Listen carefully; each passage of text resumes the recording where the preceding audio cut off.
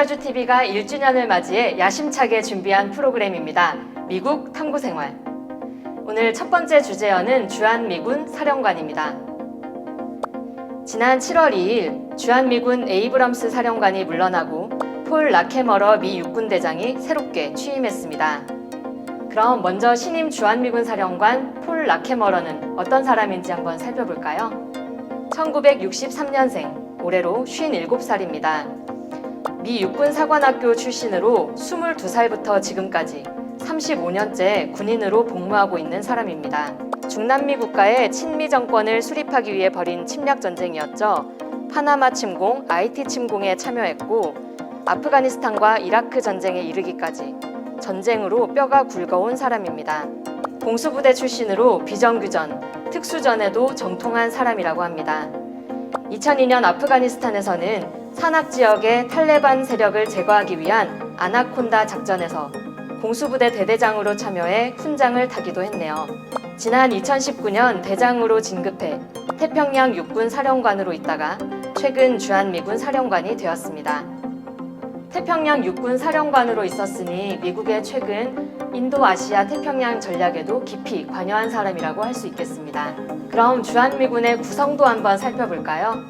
육군, 공군, 해군, 해병대, 특전사가 합쳐져 있고 여기에 최근 우주군 일부가 배치되기 시작했습니다.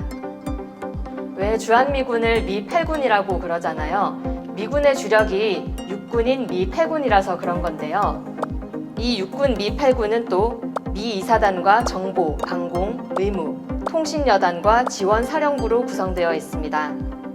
그러면 주한미군은 우리 땅에 몇 명이나 있을까요? 미군 병력은 한반도에 순환 배치되기 때문에 23,000명에서 8,000명까지 들쭉날쭉한다고 합니다. 최근에도 텍사스 불독 부대 3,000여 명이 9개월간 순환 배치되어서 들어왔다고 하죠. 주한미군 사령관은 자동으로 한미연합군 사령관이자 유엔군 사령관이 됩니다. 3개의 감투를 쓰게 되는 거죠. 그러면 유엔군도 잠깐 살펴볼까요? 한국전쟁 발발 초기 유엔 안전보장이사회 안보리가 미국의 주도하에 열립니다. 안보리는 남한에 대한 원조를 결정하면서 특히 군사 원조는 미국이 지휘하는 통합된 사령부를 통해서 하되 안보리에 보고하라고 권고합니다. 이후 미국은 유엔군 총사령부라는 이름으로 한국전쟁에 일방으로 참전하는데요. 결국 정전협정 서명도 이 명의로 하게 됩니다. 안보리의 권고는 정전협정이 체결된 후 그 효력이 끝난 건데요. 미국은 아직도 혼자서 그 효력이 유효하다고 합니다. 그래서 유엔의 깃발을 계속 사용하면서 전시 군사동맹 형식을 유지하고 있는 거죠. 이후 1975년 다시 이 문제가 유엔 총회에서 다루어지면서 유엔사 해체, 외국군대 철수, 평화협정 체제로의 전환 등이 결의안으로 통과되게 됩니다. 당시 미국도 75년 말까지 유엔사를 종료할 용의가 있다고 안보리에 서한을 보냈습니다. 그래놓고는 유엔사의 이름만으로는 미군을 계속 주둔시키기 불안하다 싶으니 1978년 한미연합사령부를 설치하게 됩니다. 현재 유엔은 한국의 유엔사는 유엔의 통제를 받는 군대가 아니다. 그들의 행동은 유엔과 아무런 관련이 없다고 말합니다. 1994년 유엔 사무총장도 유엔사는 유엔이 설립한 게 아니라면서도 유엔의 권고에 따라 미국이 만든 조직이니 해산도 미국이 판단해야 한다는 죽도 밥도 아닌 이야기를 했습니다. 유엔군은 유엔이 만든 군대가 아니다. 그래서 유엔은 해산하라 말아야 할 권한이 없다. 하지만 유엔 깃발과 이름을 쓰는 것은 잘 모르겠다. 그런 입장인 걸까요? 유엔 사령부가 비록 유엔과는 아무런 관계없는 유령 조직일지라도 여전히 대한민국에서는 그 위력이 살아있습니다. 군사분계선 관할, 남북 철도나 도로 연결, 남북 교류에 따른 물자와 인원 교류 모두 유엔사가 통제하고 있죠. 그리고 최근 미군은 이 유엔사를 다시 강화하려고 하고 있습니다. 그 옛날 여러 국가와 손잡고 한국전쟁에 참여했듯 북한과 중국을 압박하고 포위하기 위한 국제적 군사동맹 형식을 다시 살려보자는 거죠. 일본에는 유엔군 후방사령부를 만들고 캐나다와 호주에는 부사령관을 보내달라고 하고 독일에는 옵저버로 참여하라 그러고 있습니다. 유엔군의 이름을 앞세워 인도 태평양 전략을 펼치겠다는 야심이 느껴집니다. 그런데 왜 자꾸 유엔사 이름을 끌어들이는 걸까요? 왜 유엔이라고 하면 구호활동, 의료나 식량 지원, 평화유지 같은 좋은 이미지가 떠오르잖아요.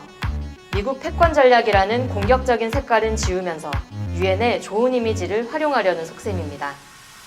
주한미군 사령관은 유엔군 사령관 말고도 한미연합 사령관으로도 겸임하게 됩니다. 지금 대한민국 군대의 전시작전권을 한미연합 사령관이 행사하고 있잖아요. 우리 한국군은 작전 지휘권을 이양받으면 한미연합 사령부를 해체하고 대신 미래연합사를 만들 구상에 있습니다. 사령관은 한국군, 부사령관은 미군이 맡는 거로요. 그런데 미군이 순순히 지휘권을 내려놓을까요? 어느 세월에? 그리고 설령 한국군이 지휘관을 맡는다 해도 부사령관의 수렴평정만 시작될 뿐입니다.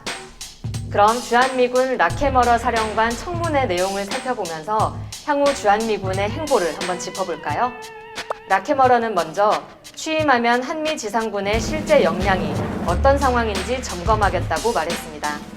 그간 한미합동 군사훈련은 남북, 북미 정상회담으로 중단되었다가 2019년부터 재개되었고 최근에는 코로나로 시뮬레이션 훈련만 해왔죠. 이걸 실기동 훈련으로 다시 진행하겠다는 겁니다. 북한의 강력한 반발과 대응 행동이 있게 되면 한반도는 또다시 군사적 긴장이 고조될 것 같습니다. 라케머러는 또 사격 훈련에 대해서도 언급했는데요. 그동안 아파치 공격 헬기 사격 훈련이 포천과 포항에서 주민 반발로 중단되었고 지금은 소음 측정을 동반해서 진행 중인데요. 이에 대해서도 준비태세에 약화가 없도록 하겠다, 즉 실사격 훈련을 하겠다는 의견을 나타냈습니다. 다만 그는 한미합동 군사훈련에 대해서 잠재적 협상 카드라고 표현했는데요. 미국의 대북 전략에 따라서 힘 조절할 여지가 있을 것으로 보입니다. 또 전시작전권 반환에 대해서는 앞으로 몇 년은 더 걸릴 거라고 얘기했어요. 우리 정부가 생각하는 조기 반환은 요원한 일이 될 것 같습니다. 라케머러는 특히 주한미군의 역외 투입도 이야기하고 있습니다. 대만이나 남중국해에서 군사적 행동이 벌어지게 되면 주한미군을 투입해야 한다는 입장인 거죠. 아까 주한미군 사령관이 한미연합 사령관이라고 말했잖아요. 주한미군뿐 아니라 우리까지도 원치 않는 전쟁에 휘말릴 수도 있는 겁니다. 조만간 미국이 이야기하는 전략적 유연성의 빅피처가 구체화될 전망입니다. 우리가 그에 따라서 얼마나 유연하게 휘둘리게 될지 걱정입니다. 최근 미국은 북미 대화 가능성을 비췄다가 북으로부터 꿈도 꾸지 말라는 이야기를 들었습니다. 싱가포르 합의를 전제로 전쟁 훈련, 대북 제재부터 중단하고 대화를 이야기해야 된다는 거죠. 새로운 주한미군 사령관 취임 이후 한미합동 군사훈련으로 남북관계가 악화되거나 미국의 전략에 우리 군대가 휘둘리게 되는 일이 없기를 바랍니다. 또 우리 국민이 이걸 막기 위해 힘을 모아나가야 하겠습니다.